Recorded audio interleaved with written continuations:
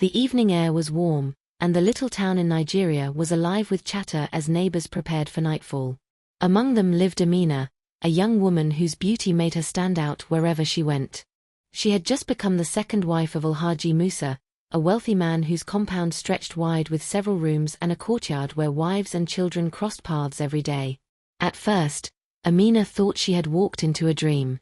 Gifts were showered on her, fine wrappers and ornaments gleamed on her skin, and she was treated like a queen in the first days of her marriage.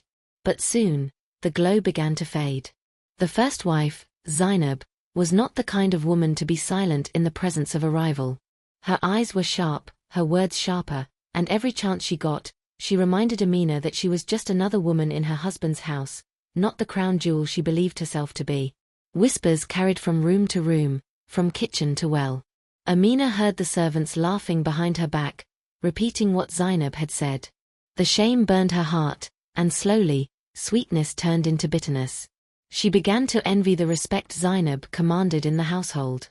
Even when Alhaji Musa returned from his journeys and brought gifts for both wives, it always seemed that Zainab's voice was stronger, her presence heavier. Amina hated it. The seed of jealousy grew day by day. When Zainab walked through the courtyard, children clung to her. When the elders came to visit, they asked of her health first. And though Alhaji Musa was fair in dividing his time, Amina could not shake the feeling that she was unwanted, a shadow dancing behind Zainab's light. Her nights became restless. She stared at the ceiling and imagined ways to silence her rival forever. The thought terrified her at first, but it returned again and again until it no longer frightened her. Instead, it felt like the only way to reclaim her dignity. One afternoon, as the women gathered at the market, Amina overheard an old vendor speaking in low tones about herbs that could end life quietly. The words lodged deep in her mind. She bought a small bag of spices from the woman, but it was not the pepper or ginger that caught her attention. It was the tiny pouch the vendor slipped into her hand. The vendor's eyes lingered on her face, as if she knew what Amina had come for without being told. Back home, Amina sat alone in her room, staring at the pouch. Her hands trembled as she imagined sprinkling it into Zainab's meal. She pictured Zainab weakening, gasping, her reign in the household cut short. Amina's lips curved into a smile, but it quickly faded. Fear crept in. What if she was caught? What if the poison failed? What if Alhaji Musa discovered her betrayal? That night, she hid the pouch under her wrapper, her thoughts chasing each other like wild horses. She wanted power, respect, and freedom from the constant shadow Zainab cast over her life. Yet her heart beat with uncertainty, torn between boldness and regret. The moonlight slipped through her window, bathing her face in silver.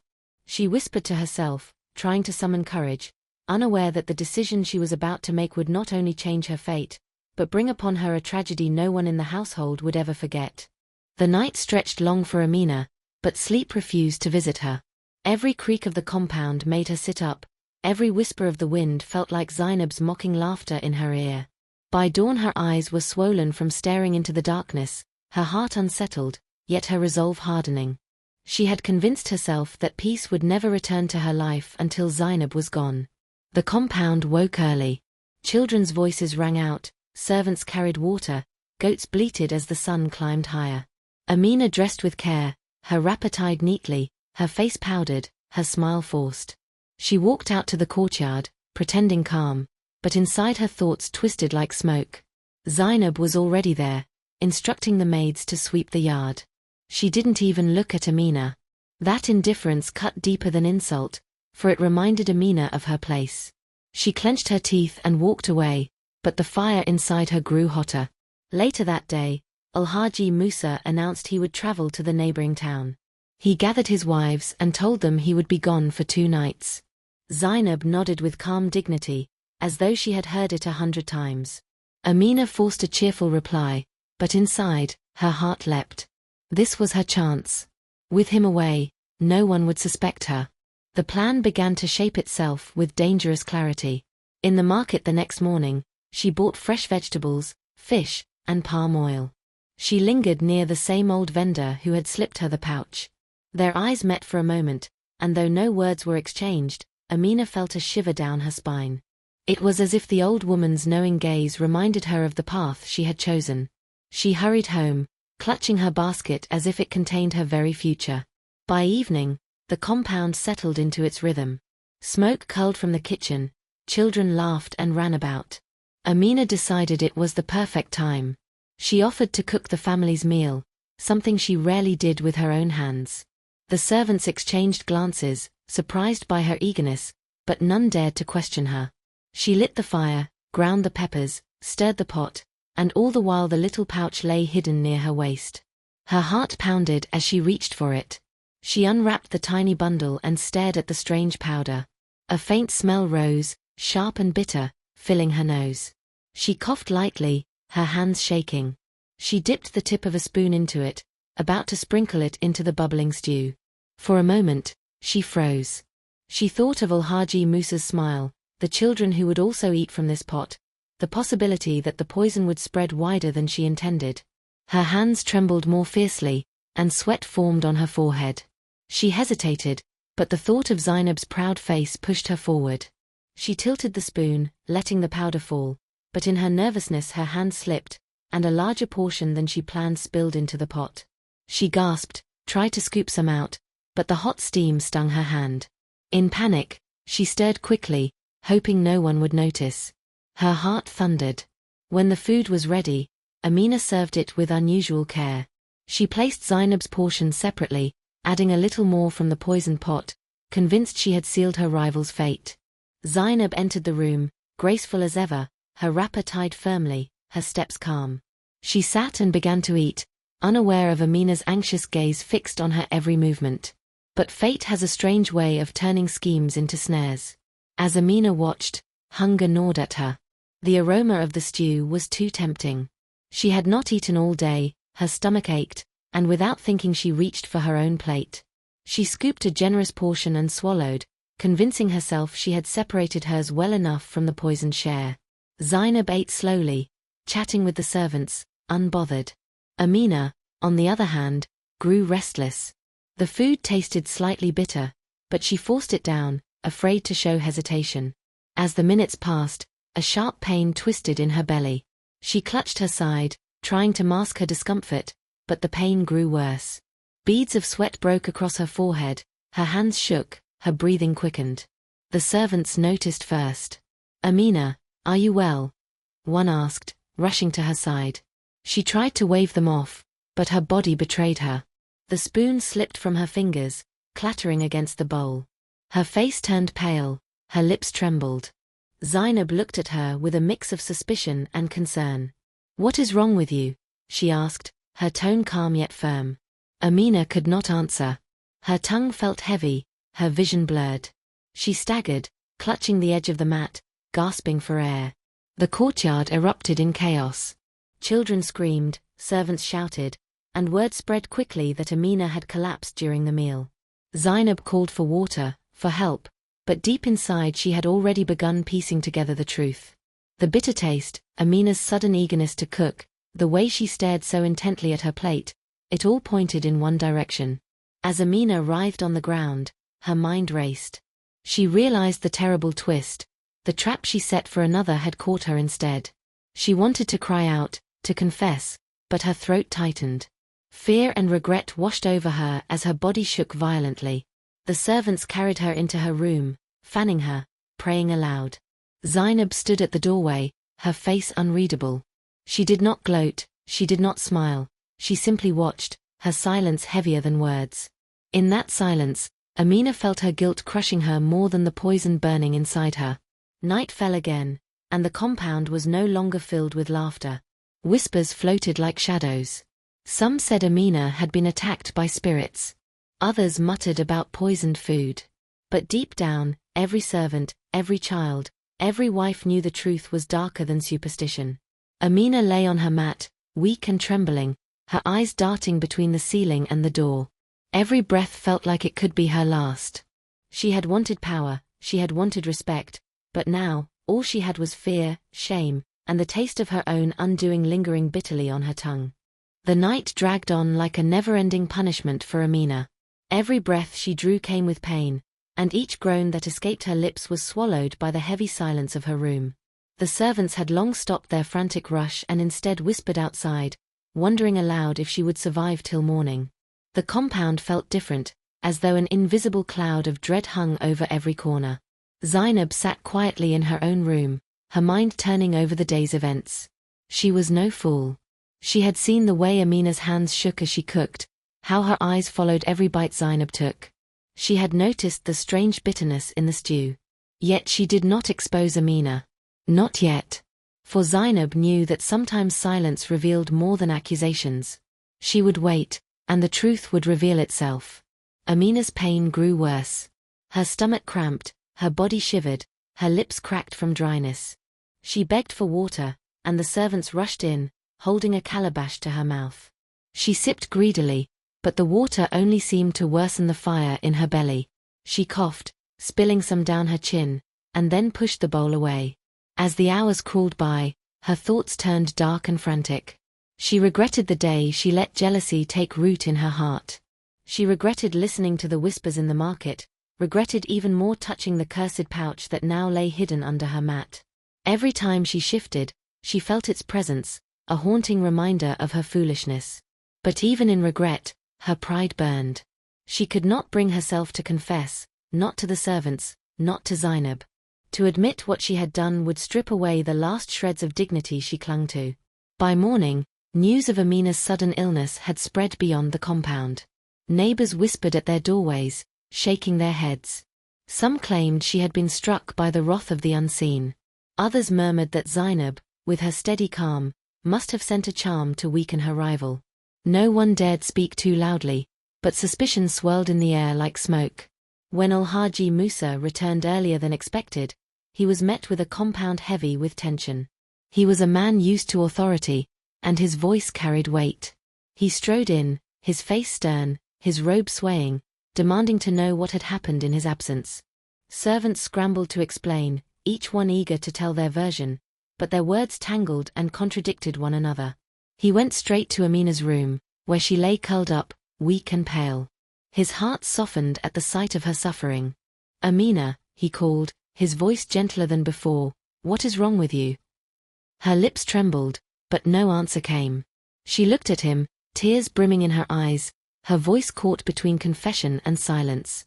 He pressed her again, but she only turned her face away. He sighed heavily, his suspicion shifting toward the supernatural, for he could not imagine that his young wife would do something to harm herself. Zainab entered quietly, standing at the threshold. She greeted her husband and stood with the calm poise she always carried. "Let us pray for her recovery," she said softly. Her words were measured, but her eyes flickered with an unspoken truth. Al-Haji Musa glanced at her, searching for answers in her gaze, but Zainab gave none. She knew timing was everything, and Amina's own actions would soon betray her more than any accusation could. By midday, the compound was restless. Elders came, summoned by Al-Haji Musa to pray and advise. They gathered in the courtyard, their grey beards and steady voices filling the air with gravity. One elder, a man of deep wisdom, said, "Illness that comes suddenly, with no cause, is either the will of God or the work of hidden hands. But the truth, no matter how buried, will always rise." These words pierced Amina's heart. She lay in her room, listening, trembling. Every beat of her heart screamed at her to confess, to pour out the secret she carried before it was too late. Yet her pride chained her tongue. Later that night, when the household had quieted, Zainab entered Amina's room. She carried no lamp, only the pale light of the moon guided her. She sat by Amina's side, her presence calm but piercing. "You brought this upon yourself," she whispered, her voice steady. Amina's eyes widened, fear flashing across her face. Zainab continued, "Do you think I did not see the way you stirred the pot? Do you think I did not notice the bitterness? You thought you were clever, but God is wiser." Tears rolled down Amina's cheeks. For the first time since her body began to fail, she felt the weight of her actions crush her spirit. She tried to speak, but only broken sounds escaped her throat. Zainab leaned closer, her voice soft yet firm. "The poison you planned for me sits in your own belly now. And I will not need to speak against you, for your own body speaks louder than my words ever could." Amina wept silently, her heart shattering. She wanted to scream, to beg for mercy, but the pain inside her was too strong. She clutched her belly, her nails digging into her skin, as if trying to claw out the guilt and poison together. The days that followed stretched into torment. Amina's body weakened further, her once bright beauty dimmed. The servants whispered more boldly now, some pitying her, others condemning her. Children peered curiously from doorways, their innocent eyes filled with questions they did not dare ask aloud. Alhaji Musa grew restless.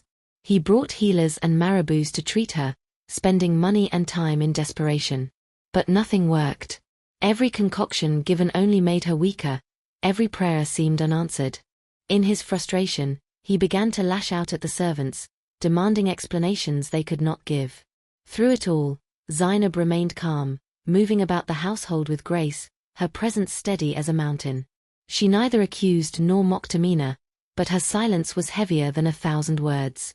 To everyone watching, it became clear that the younger wife had dug her own grave, though none dared say it aloud in her husband's presence. Amina's nights became filled with visions. She dreamt of shadows circling her bed, of the market woman's eyes staring at her, of Zainab standing tall while she sank deeper into darkness. She would wake drenched in sweat, her chest pounding, her cries echoing into the quiet compound. One evening, as the sun sank low and the compound gathered for supper, Amina tried to sit up. Her strength was gone, but her desperation was greater. She wanted to call out, to tell everyone what she had done, to spill the truth before death sealed her lips. She opened her mouth, but only a hoarse whisper came. The words stuck, trapped by her pride and her fear of shame. Zainab, watching from across the room, saw the struggle in Amina's eyes. She knew a confession hovered on her rival's tongue, but she also knew that Amina's stubbornness would never let it fully emerge. And so she waited, calm, patient, letting fate carry the younger wife further down the path she had chosen with her own hands.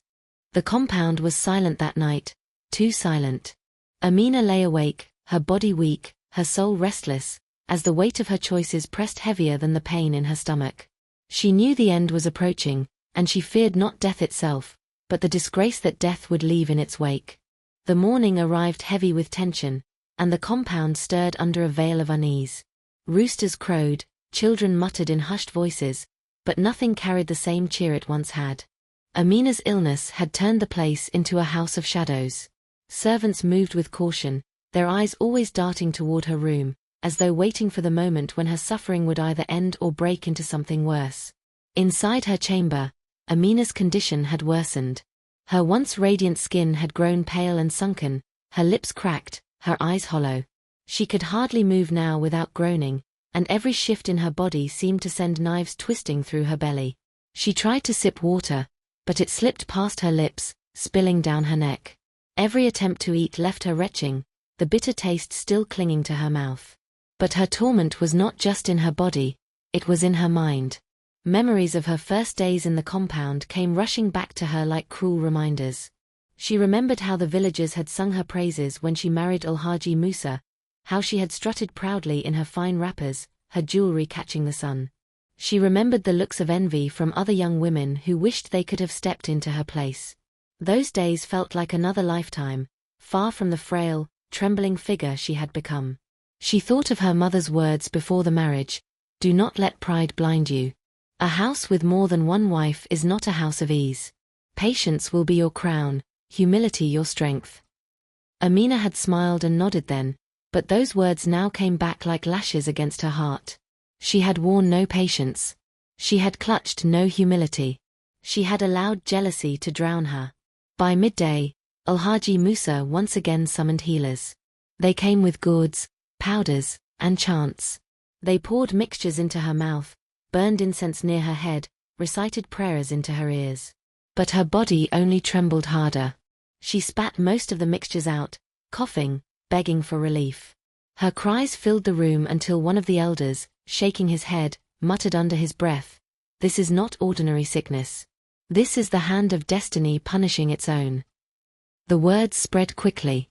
Servants whispered them from corner to corner. Some nodded, agreeing that Amina's suffering was too strange to be natural. Others speculated that she must have angered spirits or broken a sacred rule. No one said aloud what was sitting on all their tongues, that she had poisoned herself by her own hand. In the midst of this, Zainab remained her quiet self. She tended to the household duties, making sure meals were served and the children cared for. She walked with her usual composure, never raising her voice, never showing triumph. But her silence spoke volumes. The servants began to look at her with awe, for it seemed she had conquered her rival without lifting a finger. That night, as Amina lay sweating and trembling, she felt Zainab's presence once again at her side. Zainab's steps were measured, her shadow falling over the mat where Amina lay. She crouched beside her, her voice low, almost a whisper, yet sharp enough to pierce Amina's heart. "You thought you could erase me," Zainab said softly. "You thought you could wear the crown by destroying me. But look at you now. What crown sits on a head bowed with shame?" Amina's tears streamed freely, her chest rising and falling with painful breaths. She wanted to reply, to beg forgiveness, but her throat was dry, her voice gone. She could only look at Zainab with wide, pleading eyes. "Do you see now?" Zainab continued. "Respect is not seized with poison. It is earned with patience. And you will leave this world with none, for envy has eaten you alive." Zainab rose and left without another word, her wrapper brushing against the floor. Amina turned her face into the mat and wept soundlessly. Her shame burned hotter than her fever. The following days blurred into one long agony. Al-Haji Musa, though distressed, began to withdraw from her side. He could not understand the source of her sickness, and though he paid for healers and gave orders for her care, frustration grew in his heart. He had once looked upon Amina with affection, enchanted by her beauty, but now all he saw was a shadow of the woman he had married, broken and pitiful. The children no longer played near her doorway. They had grown afraid of her cries at night, her groans echoing in the darkness like the wails of a spirit. Some even whispered that she was haunted, and the servants had to chase them away from spreading tales that might anger Al-Haji Musa further. But what haunted Amina most were her dreams. Night after night, visions tormented her. She saw Zainab's calm face turning into a mirror, reflecting her own greed back at her. She saw the old market woman's eyes, glowing like fire, mocking her for her foolishness. She saw herself standing alone in an empty courtyard, calling for help, while everyone turned away. She would wake up crying, her body soaked in sweat, her heart pounding as though it would tear from her chest. Her pride continued to war with her desperation. She longed to confess, to tell Al-Haji Musa what she had done, to plead for mercy before God and man. But each time she opened her mouth, the weight of shame choked her voice. How could she admit that she had tried to poison her husband's first wife? How could she reveal her hatred so openly, when it would brand her forever as wicked? So she remained silent, and the silence ate her alive. One evening, as the sky dimmed and the call to prayer echoed across the town, Amina tried to stand. Her legs shook, her body weak, but she wanted to reach Al-Haji Musa, to pour out her secret before it was too late. She staggered to the doorway, leaning against the wall, her breath ragged. Servants rushed to her side, but she waved them off, insisting she must speak to her husband. Al-Haji Musa was in the courtyard, sitting on a low stool, surrounded by elders. They were deep in discussion about her strange illness when Amina appeared, clinging to the wall, her face pale and ghost-like. Gasps filled the air as everyone turned to look at her. She opened her mouth, but her voice cracked. She tried again, her words trembling. I, her chest heaved, her body trembling violently. The elders leaned forward, waiting. Al-Haji Musa's eyes narrowed, his hands clenched, urging her to continue. But the words would not come. Her pride strangled her confession, her shame locked her tongue. Instead, she collapsed to the ground, writhing as the poison gnawed at her insides. The courtyard erupted in chaos again. Servants rushed forward, elders cried out, children screamed. And Zainab stood at the edge of it all, calm and unmoving. Her eyes rested on Amina, not with cruelty, but with a cold understanding that this was the end of envy's path. The night swallowed the compound once more, and with it, Amina's hope of ever escaping the trap she had set for herself. Her secret was still locked inside her, but her body told the story loud enough for all to hear. The compound no longer carried the sound of laughter. What had once been filled with children's songs, the chatter of women, and the clatter of daily chores had now become a place wrapped in whispers. Every corner held silence heavy with dread, broken only by Amina's weak groans drifting from her room like echoes of sorrow. Even the animals in the yard seemed quieter, as though they too sensed the weight pressing down on the household. Alhaji Musa sat often under the shade of the compound wall, his hands clasped tightly, his face drawn with worry. He had called every healer he knew, he had poured wealth into charms, drinks, and potions, but nothing had worked. Nothing slowed the fire-burning Amina from the inside. His eyes were tired, his heart torn. He could not understand what calamity had fallen upon his young wife. Yet deep inside, unease gnawed at him. Something about her sickness did not feel natural, and though he wanted to dismiss such thoughts, the whispers of the servants found their way into his ears. One evening, as the sun slipped away and the first stars blinked above, the elders gathered again in the courtyard. They were men respected for their wisdom, their words carrying the weight of tradition. Alhaji Musa bowed his head as they spoke. "My son," one elder said gently, "illness that comes without cause is often tied to hidden deeds. You must not close your eyes.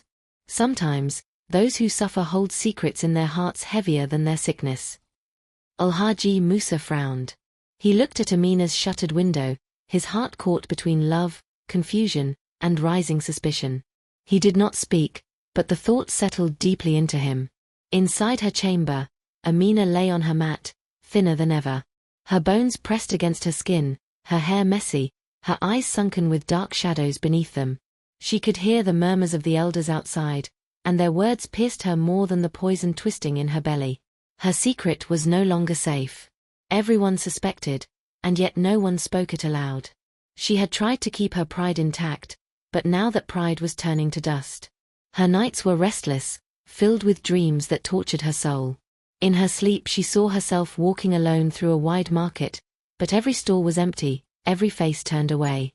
She called out, but her voice made no sound.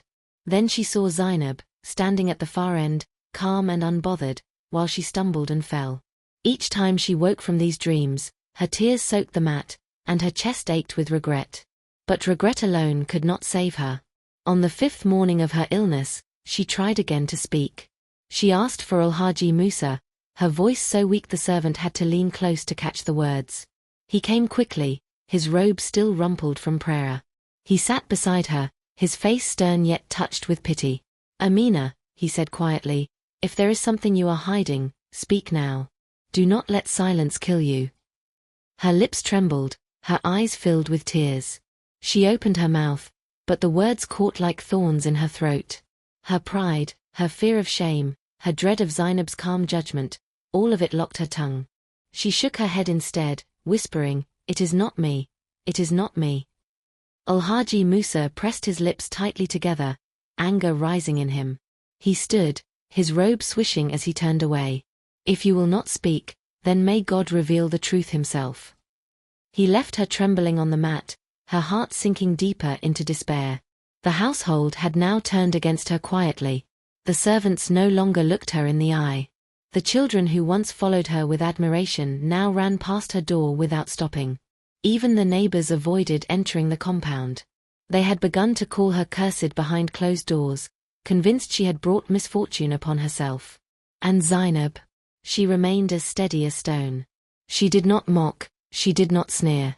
Instead, she went about her duties with quiet dignity, her presence in the compound growing stronger each day. The women of the town began to praise her openly, saying, "She is a true wife, patient and wise." It was the very respect Amina had craved, now flowing in abundance to the woman she had tried to destroy. One night, when the moon hung bright, Amina found herself alone, the servants gone, the courtyard hushed. She struggled to her knees, crawling toward the small pouch she had hidden beneath her mat. With shaking hands, she drew it out. She stared at it for a long time, her tears dripping onto the cloth. That tiny pouch had been her weapon, her hope, her crown. Now it was her curse. She pressed it to her chest, sobbing quietly, realizing too late that her own greed had chosen the weapon of her downfall. Her sobs turned into cries loud enough to draw Zainab to the doorway. The first wife stood there, her figure tall against the moonlight. She did not step forward. She simply looked at Amina with a calm gaze that carried neither pity nor triumph, only truth. "You see now," Zainab said softly. Her voice was low, but it pierced the silence. "What you held to destroy me has destroyed you. You wanted respect. You wanted honor. But poison gives neither. It only strips everything away. Amina's cries grew louder, raw with pain. She clutched her stomach, rocking back and forth, wishing she could turn back time. But time was a river that flowed only forward, carrying her toward an end she could no longer escape. By the next day, the elders returned, summoned by Alhaji Musa, who was now weary of unanswered prayers and wasted remedies. They entered Amina's room, their faces grave, and asked her directly, "Child, if your sickness is your doing, speak before it is too late. Confession is lighter than the weight of the grave." Amina wept in silence, her lips quivering. She wanted to confess. She wanted to pour it all out. But the shame pressed harder than the pain. She shook her head once more, her pride sealing her fate. The elders left shaking their heads. Alhaji Musa turned away from her, his disappointment clear. And as the sun set that evening, Amina lay on her mat, staring at the ceiling, her body weak, her soul crushed, her heart filled with a regret that could never undo what had been done. That night, as the crickets sang outside and the compound settled into uneasy sleep, Amina realized the cruelest truth of all. Death was near, but worse than death was knowing that she would leave this world not as the honored wife she had longed to be, but as the woman who destroyed herself with her own hands. The final days of Amina's life arrived like slow, heavy steps echoing through the compound. Time no longer felt like hours or minutes to her. It felt like endless waves of pain, regret, and silence. The once beautiful wife who had entered Alhaji Musa's home with her head high, draped in fine wrappers, was now a shadow lying broken on a mat, her body weak, her spirit crushed. The servants who once rushed at her call now moved past her door quietly, whispering prayers for her soul. None dared linger in her room for long. They had grown weary of her cries, of her bitter silence, of the strange fear that clung to her like a second skin. Even the children who once adored her avoided the doorway. When they caught a glimpse of her through the curtains, they clung to their mother's legs, whispering that she no longer looked like herself. Alhaji Musa, though still carrying the weight of duty, had become cold toward her. He spent more time with Zainab, who kept the household running with her steady grace. He visited Amina less and less, only stepping into her chamber when the elders urged him. He stood by her side then, but his eyes no longer softened. They carried disappointment, the heavy look of a man who had lost faith. Amina felt it deeply. Each time he turned away from her without a kind word, she felt another knife twist in her chest. She wanted to beg him to forgive her, to tell him the truth about the poison, to confess her wickedness. But her tongue still betrayed her. Pride still chained her. Each time she opened her mouth, her throat closed, and the words dissolved into silence.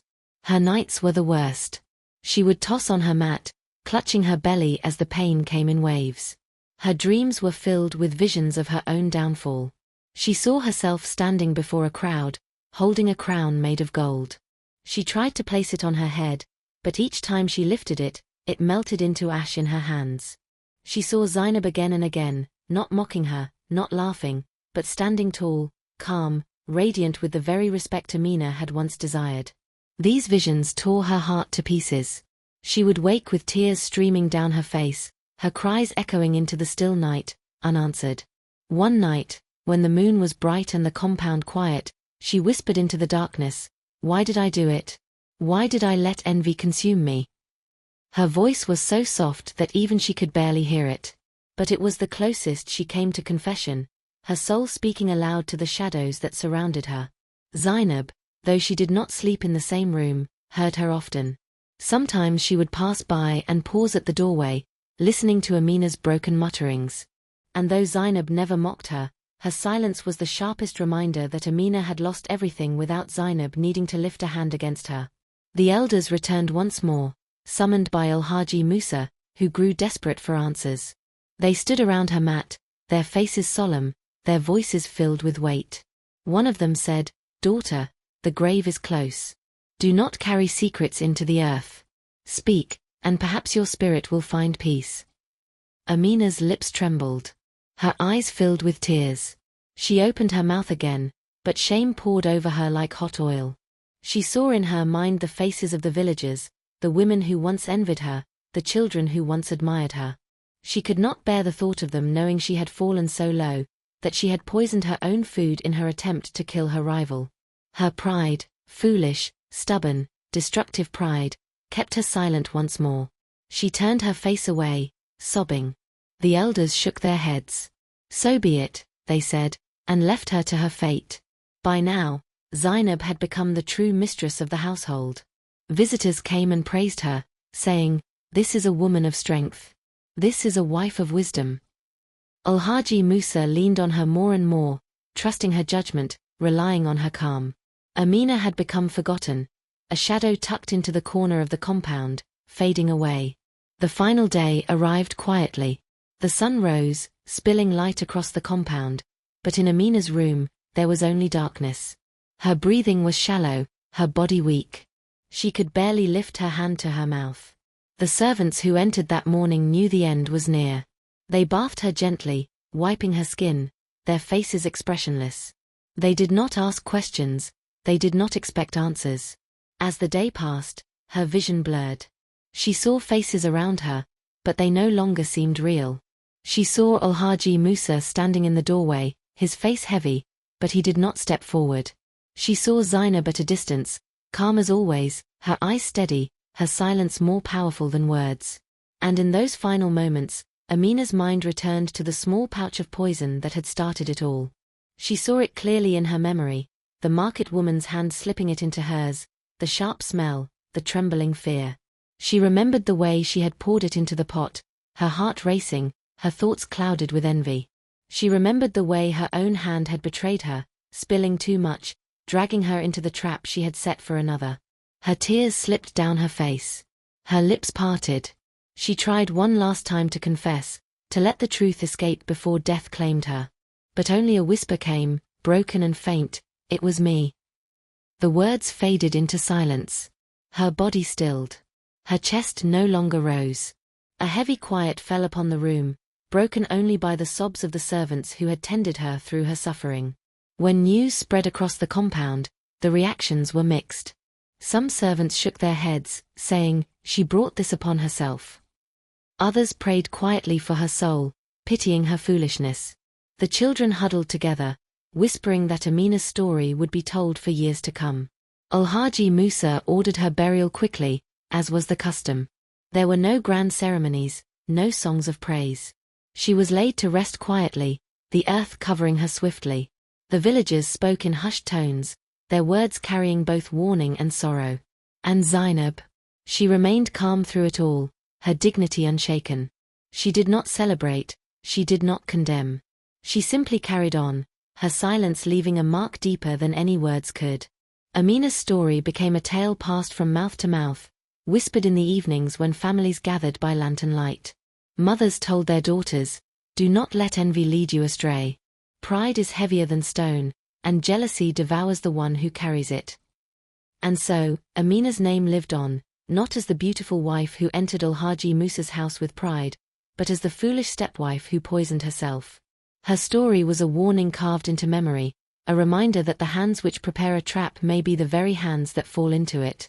And so, Amina's story comes to an end, a tale of envy, pride, and how the trap we set for others can become our own downfall. Her life became a lesson whispered across generations, a reminder that patience and humility build what poison and jealousy can only destroy. If you've stayed with us till the end of this story, thank you for watching. We'd love to know where you're watching from and what time it is in your country right now. Drop it in the comments. And don't forget to subscribe so you won't miss more powerful tales like this one. Your support helps keep these stories alive.